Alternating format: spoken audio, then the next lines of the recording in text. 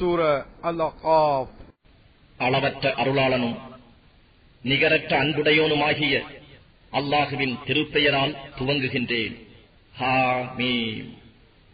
இவ்வேதம் யாவரையும் மிகைத்தோனும் ஞானம் மிக்கோனுமாகிய அல்லாஹுவிடம் இருந்தே இறக்கி அருளப்பட்டது.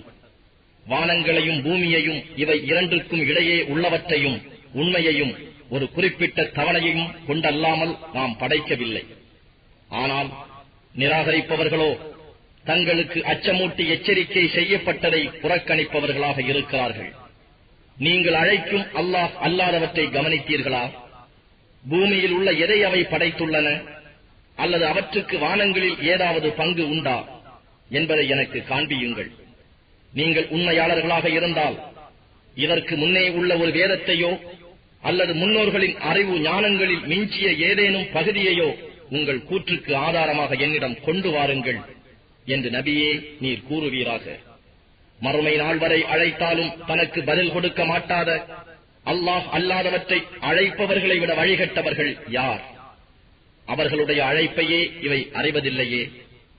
அன்றியும் மனிதர் ஒன்று கூட்டப்படும் அந்நாளில் இவை அவர்களுடைய பகைவர்களாக இருக்கும். அவர்கள் தங்களை வழிபட்டுக் கொண்டு இருந்ததையும் நிராகரித்து மறுத்துவிடும். மேலும் நம்முடைய தெளிவான வசனங்கள் அவர்களுக்கு ஓதி காண்பிக்கப்பட்டால் தங்களிடம் வந்த அந்த உண்மையை நிராகரித்து விட்டார்களே அவர்கள், இது தெளிவான சூன்யமே என்றும் கூறுகிறார்கள். அல்லது இதனை அவர் இட்டு கட்டிக் கொண்டார் என்று அவர்கள் கூறுகின்றார்களா? நீர் கூறுவீராக, நான் இதை இட்டு கட்டிக் கொண்டிருந்தால் அல்லாஹ் அதற்காக தண்டிப்பானே, அப்போது அல்லாஹ்விடம் இருந்து வரும் எதையும் தடுக்க நீங்கள் சக்தி பெற மாட்டீர்கள். இதை பற்றி நீங்கள் என்னென்ன கூறுகிறீர்களோ அதை அவன் நன்கு அறிகிறவன். எனக்கும் உங்களுக்கும் இடையே அது பற்றி அவனே போதுமான சாட்சியாக இருக்கின்றான். அவன் மிகவும் மன்னிப்பவன், மிக்க கிருபை உடையவன் என்று நபியே நீர் கூறும். இறை தூதர்களில் நான் புதிதாக வந்தவன் அல்லன். மேலும் என்னை பற்றியோ உங்களை பற்றியோ என்ன செய்யப்படும் என்பதை நான் அறிய மாட்டேன். எனக்கு என்ன வகி அறிவிக்கப்படுகிறதோ அதை தவிர வேறு எதையும் நான் பின்பற்றுவதில்லை. தெளிவாக அச்சமூட்டி எச்சரிப்பவனை அன்றி நான் வேறில்லை என்று நபியே நீர் கூறும். நீங்கள் கவனித்தீர்களா? இது அல்லாஹ்விடம் இருந்து வந்ததாக இருந்தும் இதை நீங்கள் நிராகரிக்கிறீர்கள். மேலும் இஸ்ராயேலின் மக்களில் ஒரு சாட்சியானவர் இதை போன்றது வரவேண்டி இருந்தது என்பதில் சாட்சியம் கூறி ஈமான் கொண்டிருக்கிறார். ஆனால் நீங்களோ இதை ஏற்காமல் பெருமையடிக்கிறீர்கள். நிச்சயமாக அல்லாஹ் அநியாயக்கார சமூகத்தாரை நேர்வழியில் நடத்த மாட்டான். நிராகரிப்பவர்கள் ஈமான் கொண்டவர்களை பற்றி இது குர்ஆன் நல்லதாக இருந்தால் இவர்கள் எங்களை விட அதன்பால் முந்தியிருக்க மாட்டார்கள் என்று கூறினார்கள். மேலும் அவர்கள் இதை கொண்டு நேர்வழி பெறாத போது இது பண்டை கால கட்டுக்கதை என கூறுவார்கள்.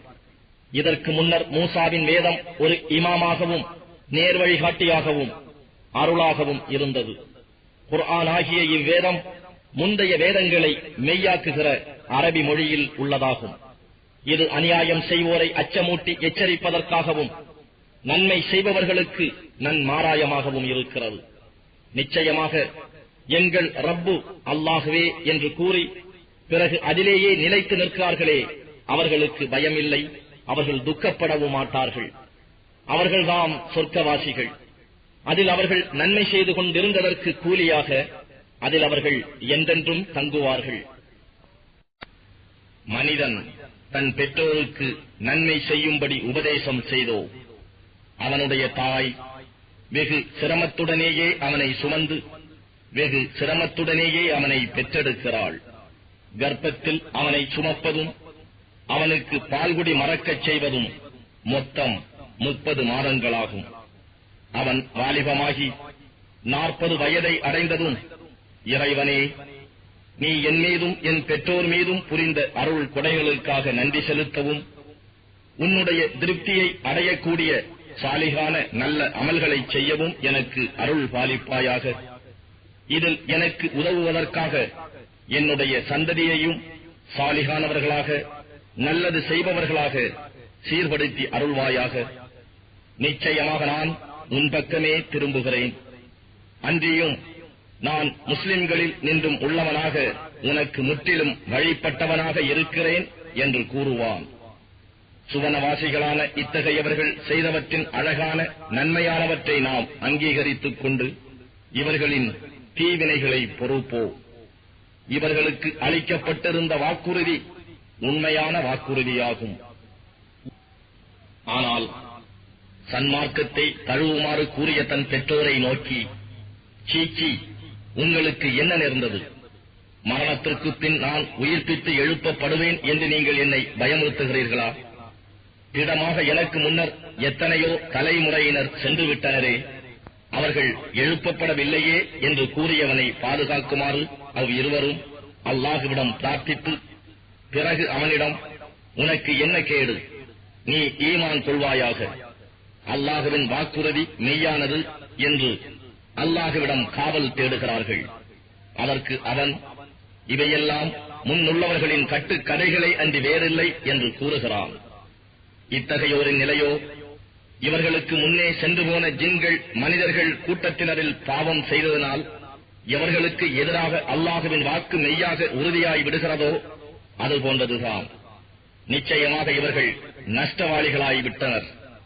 அன்றியும் ஒவ்வொருவருக்கும் அவரவர் செய்த செய்கைகளுக்கு தகுந்த பதவிகள் மறுமையில் உண்டு. ஆகவே அவர்கள் தங்கள் செயலுக்குரிய கூலியை பூரணமாக பெறுவதற்காக, ஆகவே அவர்கள் இதில் அநியாயம் செய்யப்பட மாட்டார்கள். அன்றியும் நரக நெருப்பின் முன் நிராகரிப்பவர்கள் கொண்டு வரப்படும் நாளில் உங்கள் உலக வாழ்க்கையின் போது உங்களுக்கு கிடைத்திருந்த மனமான பொருட்களையெல்லாம் வீண் செலவு செய்து உலக இன்பம் தேடினீர்கள். ஆகவே நீங்கள் பூமியில் அநியாயமாக பெருமையடித்துக் கொண்டும் வரம்பு மீறி வாழ்ந்து கொண்டும் இருந்த காரணத்தால் இழிவு தரும் வேதனையை இன்று நீங்கள் கூலியாக கொடுக்கப்படுகிறீர்கள் என்று அவர்களுக்கு கூறப்படும். மேலும் ஆது சமூகத்தாரின் சகோதரர் ஹூத் திடமாகவே அவருக்கு முன்னரும் அவருக்கு பின்னரும் எச்சரிக்கை செய்பவர்கள் இறை தூதர்கள் வந்திருக்கிறார்கள். அவர் தம் சமூகத்தாரை மணல் குன்றுகளிலிருந்து, அல்லாஹுவை அன்றி வேறு எதனையும் நீங்கள் வணங்காதீர்கள், நிச்சயமாக ஒரு கடுமையான நாளின் வேதனை உங்களுக்கு வரும் என்று நான் பயப்படுகிறேன் என்று அச்சமூட்டி எச்சரிக்கை செய்ததை நபியே நீர் நினைவு கூறுவீராக. அதற்கு அவர்கள், எங்களுடைய தெய்வங்களை விட்டும் எங்களை திருத்திவிட நீர் எங்களிடம் வந்தீரா? நீர் உண்மையாளராக இருந்தால் நீர் எதை கொண்டு எங்களை பயமுறுத்துகிறீரோ அவ்வேதனையானதை கொண்டு வாரும் என்று கூறினார்கள். அதற்கு அவர், அது எப்பொழுது வரும் என்ற ஞானம் நிச்சயமாக அல்லாஹுவிடம்தான் இருக்கிறது. மேலும் நான் எதை கொண்டு உங்களிடம் அனுப்பப்பட்டிருக்கிறேனோ அதையே நான் உங்களுக்கு சேர்ப்பித்து எடுத்துரைக்கின்றேன். எனினும் நான் உங்களை அறிவில்லாத சமூகத்தாராகவே காண்கின்றேன் என்று கூறினார்.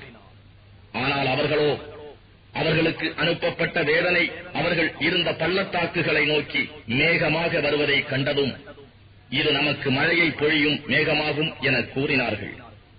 அப்படி அல்ல, இது நீங்கள் எதற்காக அவசரப்பட்டீர்களோ அதுதான்.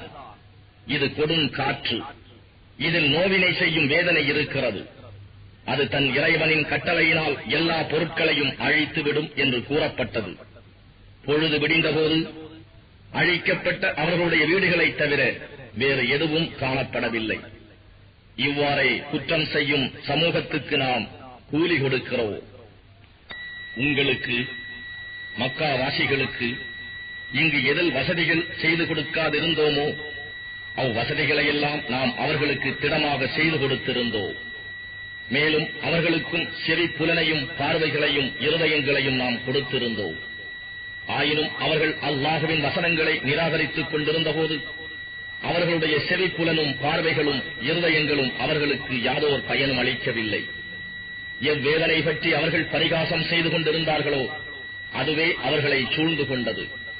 அன்றியும் உங்களை சுற்றி இருந்த ஊரார்களையும் திடமாக நாம் அழைத்திருக்கிறோம். அவர்கள் நேர்வழிக்கு மீளும் பொருட்டு நாம் அவர்களுக்கு பல அத்தாட்சிகளை திருப்பி திருப்பி காண்பித்தோம். அல்லாஹுவிடம் தங்களை நெருங்க வைக்கும் தெய்வங்கள் என்று அல்லாஹ் அல்லாதவற்றை இவர்கள் எடுத்துக் கொண்டார்களே, அவை ஏன் இவர்களுக்கு உதவி புரியவில்லை? ஆனால் அவை இவர்களை விட்டும் மறைந்து விட்டன.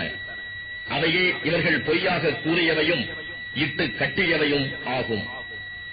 மேலும் நபியே, நாம் உம்மிடம் இந்த குர்ஆனை செவியுறும் பொருட்டு ஜின்களில் சிலரை திருப்பியதும் அவர்கள் அங்கு வந்தபோது மௌனமாக இருங்கள் என்று மற்றவர்களுக்கு சொன்னார்கள்.